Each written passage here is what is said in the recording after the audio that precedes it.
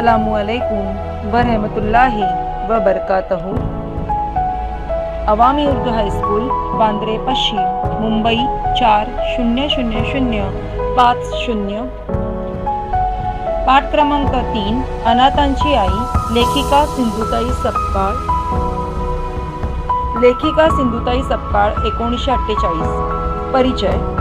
अनाथांची सेवा करणाऱ्या सामाजिक कार्यकर्ता यानी यतीमों की खिदमत करने वाले समाज की कार्यकर्ता ममता बाल सदन या संस्थेची स्थापना करून अनाथ मुलांचा सांभाळ करण्याचे समाजकार्य त्या करत आहेत। ममता बाल सदन इस संस्था को स्थापित करके यतीम बच्चों का ख्याल रखने का समाज का कार्य आप कर रहे हैं। त्यांनी अनेक अनाथ मुलांना शिक्षण दिले, जगण्याची प्रेरणा दिली आणि सर्वात महत्त्वाचे म्हणजे समाजात मानाचे स्थान मिळवून दिले।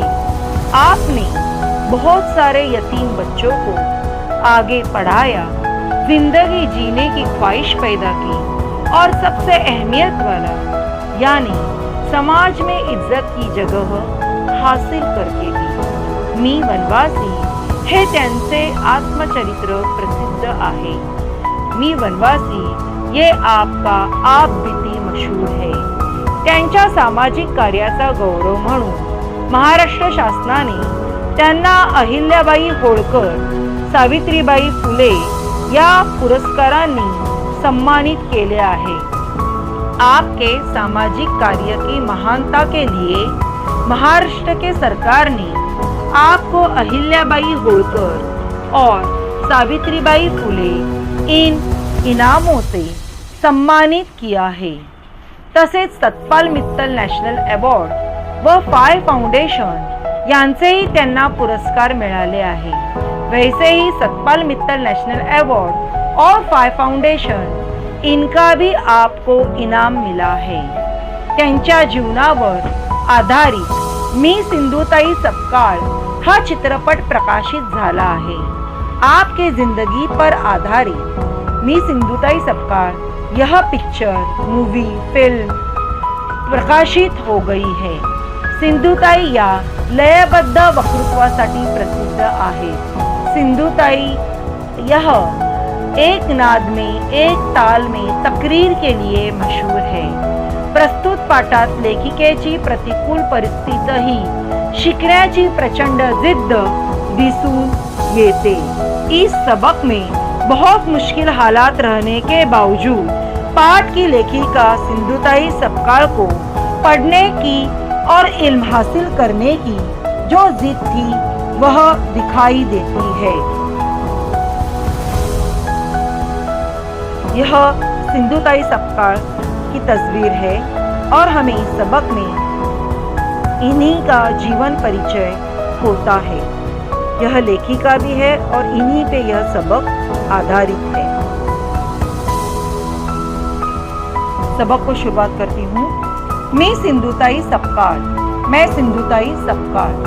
मला लहानपणी सगळे जण चिंदी म्हणत। मुझे बचपन में सभी लोग चिंदी कहते थे। चिंदी अभिमान साठे, चिंदी अभिमान साठे। माझा जन्म 14 नोव्हेंबर 1948 रोजी नवरगाव फॉरेस्ट येथे झाला। मेरा जन्म 14 नवंबर 1948 इस रोज नवरगाव फॉरेस्ट यहाँ हुआ।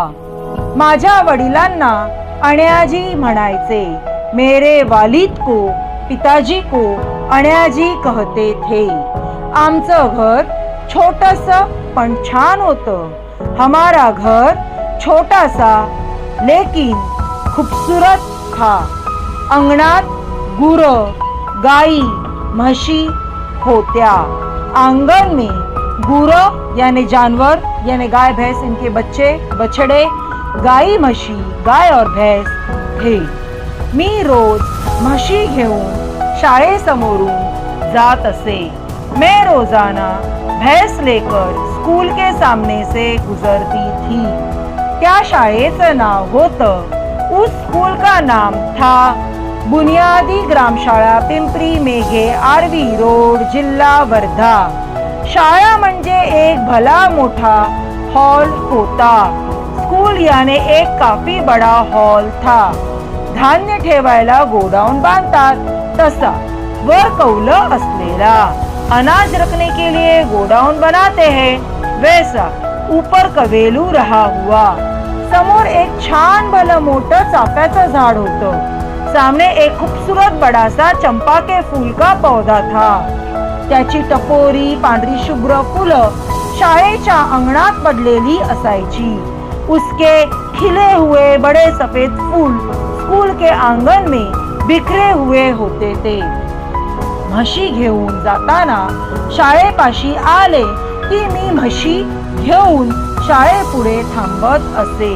भैंस ले जाते वक्त स्कूल के करीब आई तो मैं भैंस लेकर स्कूल के सामने रुक जाती थी। शाळेत जाणाऱ्या मुली चांगले कपडे घालून वेणीपणी करून शाळेसमोर खेळत असायच्या। स्कूल में जाने वाली लड़कियां अच्छे कपड़े पहनकर सर कंघी करके स्कूल के सामने खेलती रहती थी। काही जणी झाडाखाली बसून अभ्यास करत असायच्या। चंद लड़कियां दरक के नीचे बैठकर पढ़ाई करती थी। तेव्हा मला वाटायचं आपण पण शाळेत जावं। तब मुझे महसूस होता था मुझे भी स्कूल में जाना चाहिए। मी एकदा अन्याजींना म्हटलं। मैंने एक मर्तबा अन्याजी से कहा, अन्याजी मला शाळेत जाऊन शाळा शिकायची है। अन्याजी मुझे स्कूल जाकर स्कूल में पढ़ना है।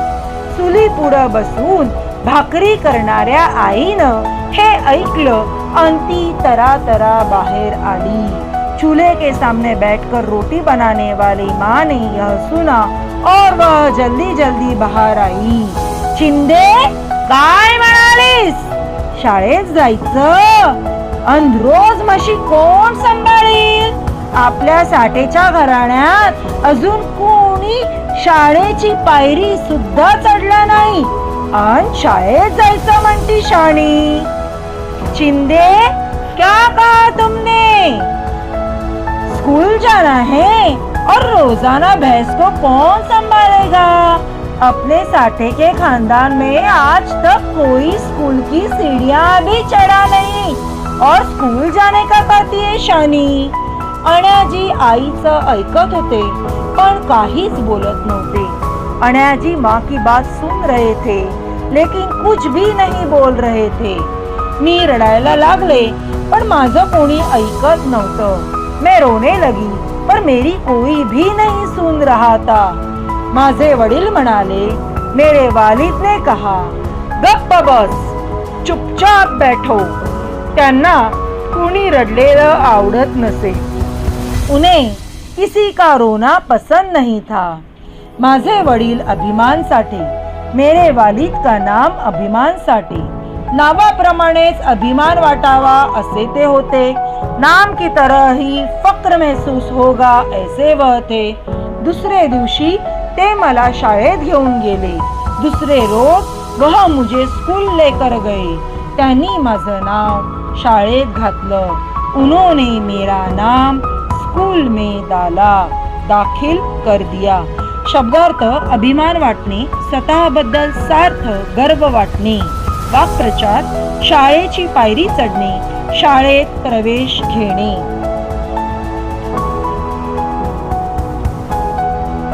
चिंदी भैंस को संभालते हुए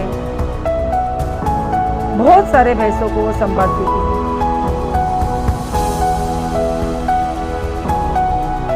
वयाच्या 9व्या वर्षी मी या शाळेत गेले। उमर के 90 साल मैं इस स्कूल में गई। गावातलेच वांदिले गुरुजी मुख्याध्यापक होते। गांव के ही वांदेली गुरुजी प्रिंसिपल थे, हेडमास्टर थे। पांढरे शुभ्र धोतर, त्यावर नेहरू शर्ट व डोक्यावर पांढरी टोपी असा त्यांचा पोशाख होता। सफेद धोती, उस पर नेहरू शर्ट और सर पर सफेद टोपी, ऐसे उनके कपड़े थे। वडिलांनी माहिती सांगितली, पिताजीने मालूमात बताई, वांदेले गुरुजींनी माहिती लिहिली। वांदेले उस्ताद ने मालूमात लिखी। अण्याजींचा त्यावर अंगठा घेतला। अण्याजी का उस पर अंगूठा लिया, क्योंकि अण्याजी भी खुद स्कूल कभी गए नहीं, पढ़े लिखे नहीं, इसलिए उनको साइन करने नहीं आई और इसीलिए अंगूठा लिए। आणि माझी शाळा सुरू झाली और मेरी स्कूल शुरू हो गई। शाळेत नाव घातलं तरी म्हशी सांभाळायला जावंच लागायचं। स्कूल में नाम डाला फिर भी भैंस संभालने के लिए जाना ही पड़ता था। सकाळी शाळा भरायच्या वेळी मला घंटा ऐकू येत असे। सुबह स्कूल भरने के समय मुझे बेल सुनाई देती थी। मला शाळेत जावंसं वाटायचं पण जाता येत नसे। मुझे स्कूल जाने का दिल करता था लेकिन जाने आता नहीं था। सकाळी 7 ते 1 वाजेपर्यंत व नंतर 3 ते 5:30 पर्यंत अशी 2 वेळा शाळा भरायची। सुबह 7 से 1 तक और बाद में 3 से 5:30 तक, ऐसे 2 समय स्कूल भरती थी। सकाळची शाळा मला सापडत नसे। सुबह की स्कूल मुझे मिलती नहीं थी। म्हशी चरायला गेलं की शाळेजवळ खालच्या बाजूला जो छोटा डोह होता त्यात म्हशी डुंबत बसत। भैंस चराने के लिए गए तो स्कूल के करीब नीचे के तरफ जो छोटा डोह यानी बड़े खड्डे में, खोल खड्डे में जमा हो गया हुआ पानी, तो उसमें म्हशी डुंबत बसायच्या, यानी तैरते हुए खेलते बैठते थे भैंस। मग मी तास 2 तास निवांत होत असे। फिर मुझे तास 2 घंटे शांती मिलती थी। तेव्हा शाळेचा राहिलेला अर्धा वेळ मी पाटीचा फुटका तुकडा आणि फाटकं पुस्तक घेऊन शाळेत जात असे। तब स्कूल का बचा हुआ आधा समय मैं स्लेट का फूटा हुआ टुकड़ा और फटी हुई किताब लेकर स्कूल जाती थी। शाळा भरलेलीच असे, स्कूल भरी हुई रहती थी। काही मुलं मोठमोठ्याने 1-2 असे पाडे सुरात म्हणत असायची। कुछ बच्चे जोर जोर से 1-2 ऐसे पाडे सूर में पढ़ते बैठते थे। तिसरी आणि चौथीला वांदेली गुरुजी असत। तिसऱ्या और चौथी को वांदेले गुरुजी उस्ताद थे, तर पहली दुसरीला कांबळे गुरुजी शिकवत। पहली और दूसरी को कांबळे गुरुजी पढ़ाते थे। 4 कोपऱ्यात 4 वर्ग अशी रचना असे। 4 कोने में 4 क्लास ऐसा इंतजाम था। मी वर्गात गेले, मैं क्लास में गई कि मुलं मुली म्हणत, तो बच्चे लड़कियां कहते थे, गुरुजी चिंदी आत्ता शाळेत आली बघा। उस्ताद चिंदी अभी स्कूल में आई देखो। वांदेले गुरुजी माझ्याकडे रागाने बघत। वांदेले उस्ताद मेरे पास गुस्से में देखते थे, पण कांबळे गुरुजींचे आश्वासक डोळे मला न बोलता सांगत, ये बस वर्गात। पर कांबळे गुरुजी के भरोसा देने वाली आंखें मुझे नहीं बोले बगैर आ क्लास में बैठ बोलते थे। शब्दार्थ डोह यानी मोठ्या खोल खड्ड्यात साठलेले पाणी, पाण्याचा डबका, बड़े खोल खड्डे में जमा हो गया हुआ पानी, पानी का डबका। आश्वासक, धीर देने वाला, दिलासा देने वाला, भरोसा दिखाने वाला, खात्री देने वाला। वाक्प्रचार, डुंबत बसत, पाण्यात तरंगत खेळते, तैरते हुए खेलना। निवांत होणे, शांत राहणे, पाडे सुरात म्हणणे, अंकलिपी लयीत गाणे, सूर में ताल में अंकलिपी गाना। चिंदी बैठी है अपने फूटे हुए स्लेट पे लिखते हुए। माझ्यावर त्यांनी खूप माया केली। मेरे ऊपर उन्होंने बहुत प्यार किए। मी शाळेत उशिरा गेले तरी ते रागवत नसत। मैं स्कूल में देर से गई फिर भी वो डांटते नहीं थे। त्यांची उबदार माया नसती तर मी जी थोडीफार शिकले तेवढीही शाळा शिकू शकले नसते। उनकी गर्मी से भरे हुआ प्यार नहीं होता तो मैं जो भी थोड़ी बहुत पढ़ी उतने भी स्कूल पढ़ नहीं सकती थी। आयुष्याच्या वैराण वाळवंटात जशी सावली असावी तशी मला गुरुजींची माया वाटायची। जिंदगी के उजाड़ रेगिस्तान में जैसे छाव मिलती है वैसे मुझे उस्ताद का प्यार लगता था। गुरुजी पाटीवर ग म असे लिहून देत। उस्ताद स्लेट पर ग म ऐसा लिख कर देते थे, परत परत लिहायला सांगत, वापस वापस लिखने के लिए बोलते थे. ते विचारत वो पूछते थे, तू जेवलीस का, तू खाना खाई क्या. मला काय बोलावं ते कळत नसे. मुझे क्या बोलने का वो समझ में नहीं आता था. शाळेची घंटा झाली की सर्व मुले मुली जेवायला बसत. स्कूल की बेल हो गई तो सभी लड़के लड़कियां खाने के लिए बैठते थे. मी त्यांच्या तोंडाकडे बघत बसे. मैं उनके मुंह के पास देखते बैठती थी. पोटात भूक लागलेली असे, पेट में भूक लगी हुई रहती थी. मुले मुली जेवण करून खेळायला गेल्या की मी लाडूचा तुकडा, भुरका, गुळाचा खडा, जिलेबीचा तुकडा मातीतून फुलात उचलून ठेवत असे. लड़के लड़कियां खाना खाकर खेलने के लिए गए तो मैं लड्डू का टुकड़ा, भुरका यानी खाने की चीज, फिर गुड़ की ढेपली छोटी सी, फिर जलेबी का टुकड़ा मिट्टी में से फूल में उठाकर रखती थी. सर्वांना वाटायचं मी चाफ्याचे फूलच गोळा करते. सभी को लगता था मैं चंपा का फूल ही जमा कर रही हूँ.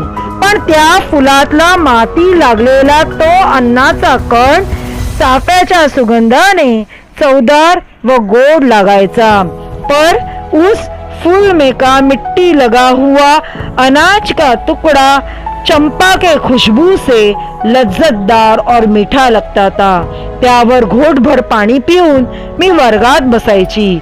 उस पर घोटभर पानी पीकर मैं क्लास में बैठती थी. शब्दात उबदार, ऊर्जा देणारी गरम, वैराण उजाड, वाळवंट वाळू असलेली जमीन, भुरका एक खाद्य पदार्थ, वाक्प्रचार माया करणे, प्रेम करणे, ममता करणे. सब रिसेस में खाना खाने के लिए बाहर जा रहे हैं और ये चिंदी अपनी जगह पे ही बैठी हुई है. सब बाहर जाने के बाद ये चिंदी उठकर उनको खाना खाते समय उनके मुंह देखती थी.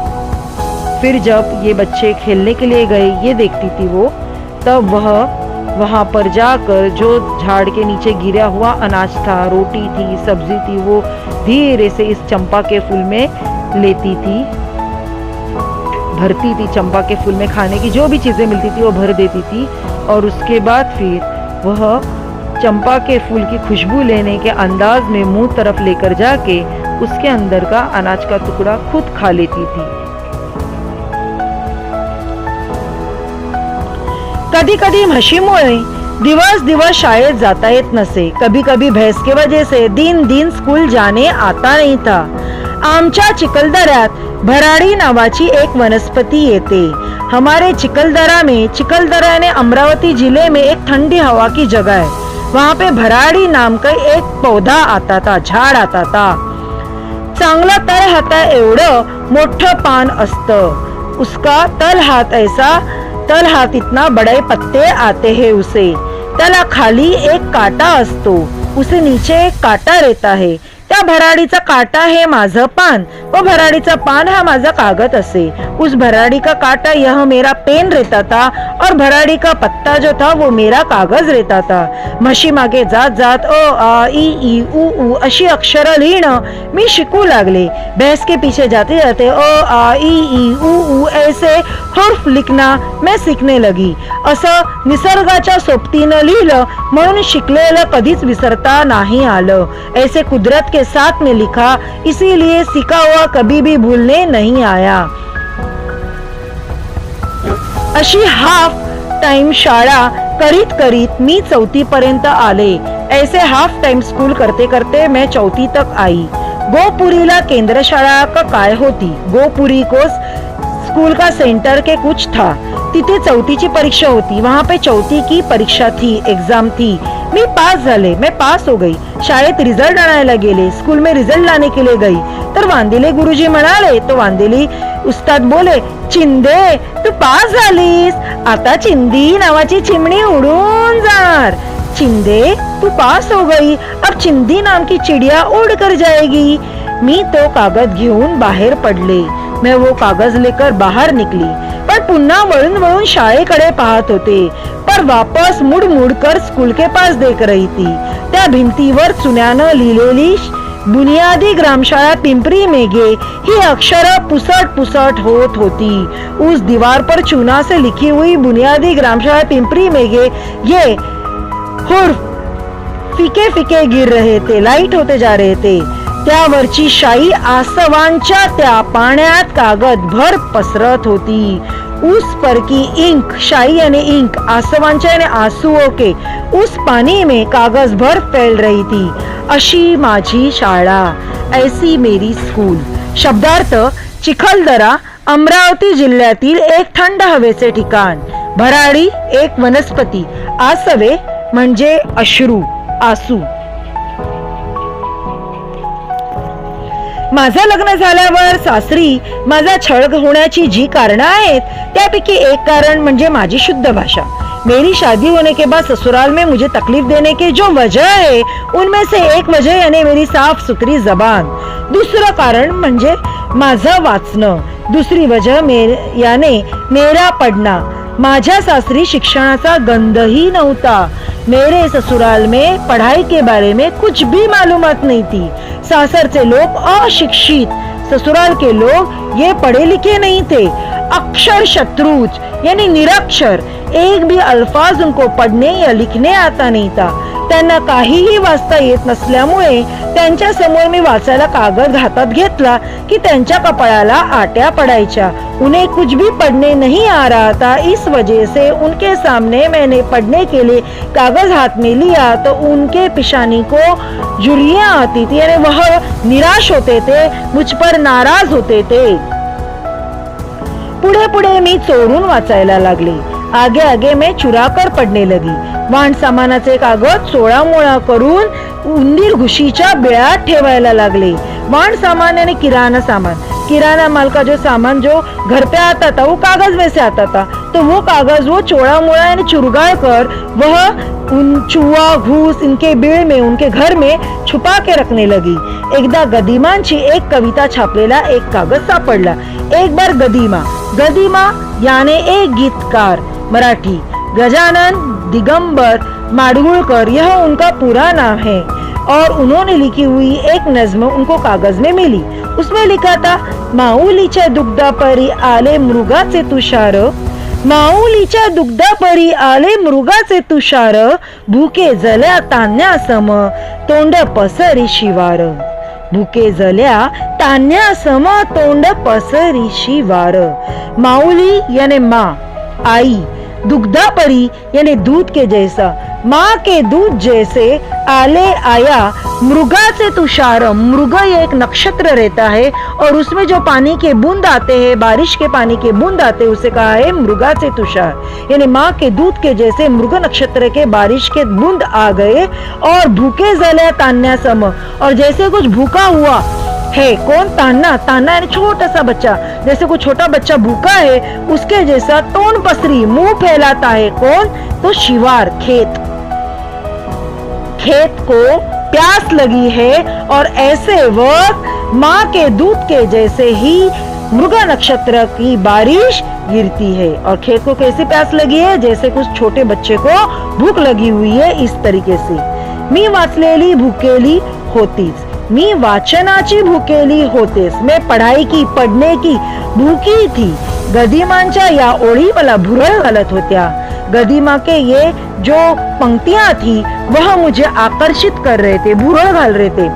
त्या दिवशी घरात बरीच गर्दी होती. उस दिन घर में बहुत भीड़ थी. त्यामुळे घरापासून दूर जाऊन एका मोठ्या दरात याने बिळात तो कागद ठेवला. मात्र हाताला मुंगूस चावला. इस वजह से घर से दूर जाकर एक बड़े दरात यानी बिळ में यानी जो मुंगूस का घर रहता है उसके अंदर खड्डे में उसने वो कागज डाला. कौन सा कागज? तो वाहन सामान, जो किराना माल का सामान जो आया हुआ है कागज में से, वो कागज. लेकिन उस वक्त उसके हाथ को मुंगूस ने काट लिया. शब्दार्थ: अक्षर शत्रु, निरक्षर, एकही अक्षर लिहिता वाचता न येणे. वाहन सामान, किराणा माल. गदिमा एक गीतकार. गजानन दिगंबर माडगुळकर, माऊली याने आई, दुग्धापरी याने दुधासारखे, मृगाचे तृषाळ याने मृग नक्षत्रातील पहिल्या दिवसाचे थेंब, तान्यासम याने लहान बाळाप्रमाणे, वाक्प्रचार, गंध नसणे, काहीच माहिती नसणे, कपाळावर आटी पडणे, नाराजी व्यक्त करणे, चोळामोळा करणे म्हणजे कागद चुरगळणे, भुरळ घालणे म्हणजे आकर्षित करणे. आता मी सांगितलं ना, ती लपून वाचायची. मग आधी वाचण्याच्या आधी पढ़ने के पहले वो देखती थी कि कोई मुझे देख तो नहीं रहा है खिड़की में से बाहर, छुपके से पढ़ती थी, घर वालों को पता न चले इसलिए पहले देखती थी और उसके बाद में फिर वो अंदर जाकर जो कागज था उस कागज में का पढ़ती थी. कवितेतील मृगाच्या तुषारावर माझ्या रक्ताची धार सुरू झाली. नजम में के मृग नक्षत्र के जो तुषार थे यानी बूंद थे पानी के, उसके ऊपर मेरे खून की धार शुरू हो गई. मुंगूस ने काटा ना उनके हाथ को. जणू माझ्या अडचणीवर माझ्या ज्ञान तृष्णेचा अभिषेक झाला. जैसे कुछ मेरे परेशानियों पर मेरे ज्ञान तृष्णा यानी क्या, ज्ञान की प्यास, इल्म हासिल करने की जो प्यास लगी हुई है उसके ऊपर अभिषेक झाला. अभिषेक यानी कलश में से बूंद बूंद पाणी गिरना. मला वाचनाची इतकी आतून ओढ का असावी? मुझे पढ़ने की इतनी दिल से ख्वाहिश क्यों थी? मी प्रवाहाच्या उलट वाहत असल्यामुळे मला हा त्रास होत होता. मैं बहाव के उल्टा बह रही थी.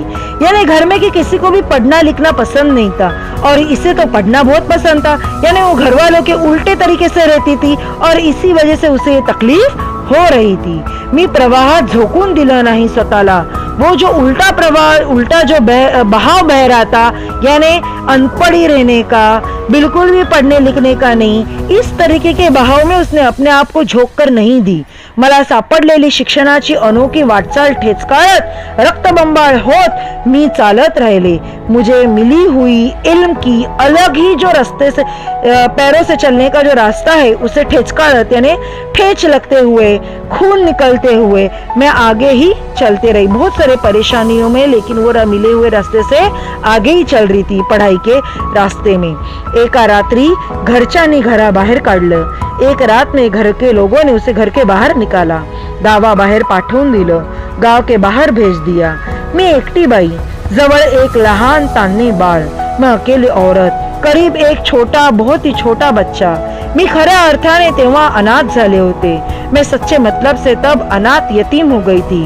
पण माझ्यातली स्त्री शक्ति जागृत झाली. पर मेरे में की औरतों की ताकत जग उठी, सोई हुई जग उठी, जागृत हो गई.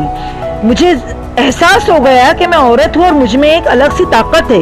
मी अनाथ झाले तरी रडून चालणार नव्हतं. मैं यतीम हो गई फिर भी रोकर चलने वाला नहीं था. काय करावं ते मला कळत नव्हतं. क्या करने का वो मुझे समझ में नहीं आ रहा था. पण निश्चयाने ठरवलं, लेकिन इरादे से तय किया, निर्धार केला. मैंने तय किया, इरादा किया.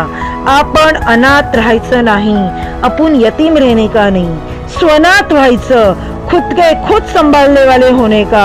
जणू पुढे मला अनेक अनाथांची आई व्हायचं होतं. जैसे कुछ आगे मुझे बहुत सारी यतीमों का माँ बनना था. शब्दार्थ: ज्ञान तृष्णा, ज्ञानाची तहा, ज्ञान मिळवण्याची तीव्र इच्छा. अभिषेक: कलशातून मूर्तीवर पडणारे थेंब थेंब पाणी. ओढ: तीव्र इच्छा, प्रवाह, ओघ पाण्याचा, अनोखी, वेगळी.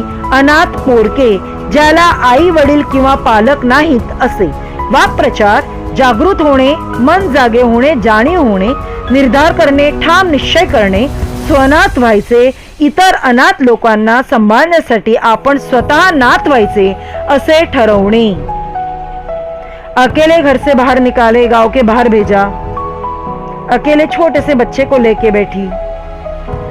प्लेटफॉर्म पे धीरे धीरे दूसरे भी ऐसे बच्चे दिखाई दिए उसे, जिन्हें संभालने वाला कोई नहीं था.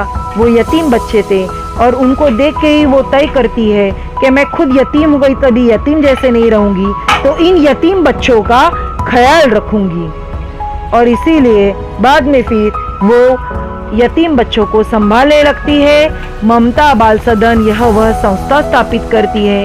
यह जो बच्चों के लोगों के बीच में बैठे हुए हैं वही है सिंधुताई सपकाळ. इस तरह से हमारा आज का अनाथांची आई यह सबक कंप्लीट हो गया. पूरा हो गया। धन्यवाद।